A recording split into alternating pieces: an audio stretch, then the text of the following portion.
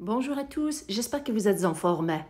Voici une idée d'un bon repas de dernière minute avec des pommes de terre, des champignons, un poulet qui est bien assaisonné, un plat qui est plein de sauce avec des pommes de terre qui sont tendres, un poulet aussi qui est tendre, un régal. Voici la recette. La première étape, on commence par le poulet. Concernant celui-ci, prenez n'importe quelle partie du poulet de votre choix.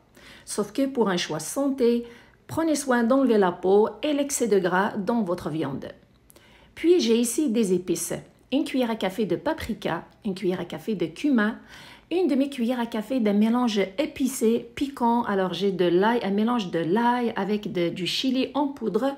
Vous pouvez le remplacer par des flocons de chili ou si vous n'aimez pas le piquant, vous n'êtes pas obligé de l'ajouter. Une demi-cuillère à café de poivre noir et une cuillère à café de sel.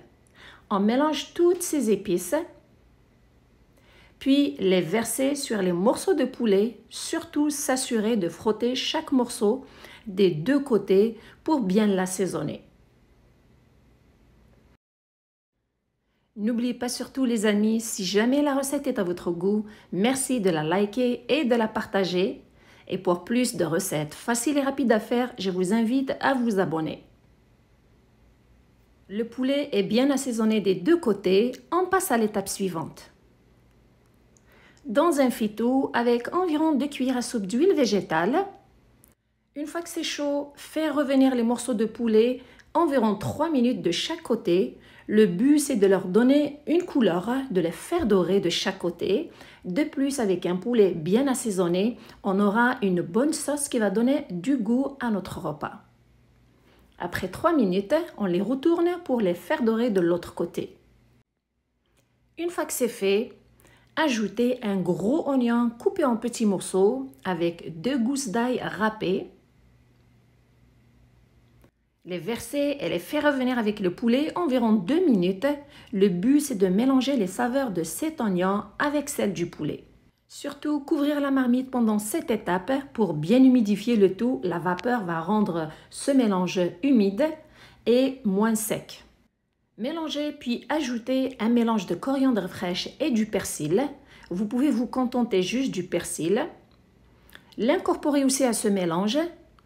Puis c'est en ce moment qu'on ajoute les champignons. J'ai environ 220 grammes. De préférence que vos champignons soient grands parce qu'après leur cuisson, ils réduisent de volume. Donc si vous avez pris des grands champignons, les coupez en deux. Pour les petits, laissez-les tels quels. Les ajouter dans ce mélange pour les enrober des saveurs de tout ce qu'il y a à l'intérieur et les faire cuire environ 2 minutes. Après cette étape, pour finaliser cette sauce, ajoutez 2 verres d'eau chaude, environ 500 ml. Laissez quelques minutes sur le feu. Dès que ça commence à bouillir, éteindre celui-ci, retirer la marmite. On finalise la cuisson de la recette dans le four. Par ailleurs, j'ai pris quelques pommes de terre, environ 1,5 kg, coupées en rondelles, comme vous voyez. Alors, pas des rondelles fines, ni des rondelles qui sont trop épaisses, donc des rondelles qui sont moyennes. Si vous préférez, vous pouvez aussi les couper en dés. Première chose, après avoir fini de toutes les couper, mettre un petit peu de sel et de poivre juste pour leur donner du goût, car n'oubliez pas que la sauce est salée, donc attention à la quantité du sel que vous mettez dans les pommes de terre. Bien les enrober avec ces deux ingrédients, puis prendre un plat allant au four, verser les pommes de terre au fond de ce plat, bien les répartir à l'intérieur. Par la suite, verser directement la sauce. Le poulet, je l'ai retiré au préalable, je l'ai laissé de côté, donc verser la sauce avec les champignons, un bon parfum qui se dégage de cette sauce. Les pommes de terre vont cuire dans celle-ci au four, elles vont s'imprégner de toutes ces saveurs, c'est un délice. Puis disposez les morceaux de poulet dessus et le four est préchauffé à 400 degrés Fahrenheit, 200 degrés Celsius. Surtout pour que le poulet et les pommes de terre soient tendres, assurez-vous de couvrir votre plat avec un papier cuisson et un papier aluminium. Faire cuire au four jusqu'à ce que le poulet soit bien tendre et les pommes de terre aussi, environ 45 minutes. Si vous voulez les 5 dernières minutes, enlevez les 2 papiers de votre plat pour faire griller les morceaux de poulet.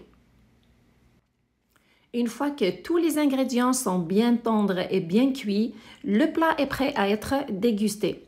Si vous voulez mettre un petit peu de persil juste pour une décoration avant de le déguster. Un bon plat qui se prépare en peu de temps, original, qui est surtout savoureux, je vous le recommande.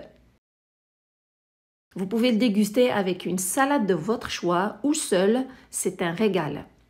J'espère que la recette est à votre goût.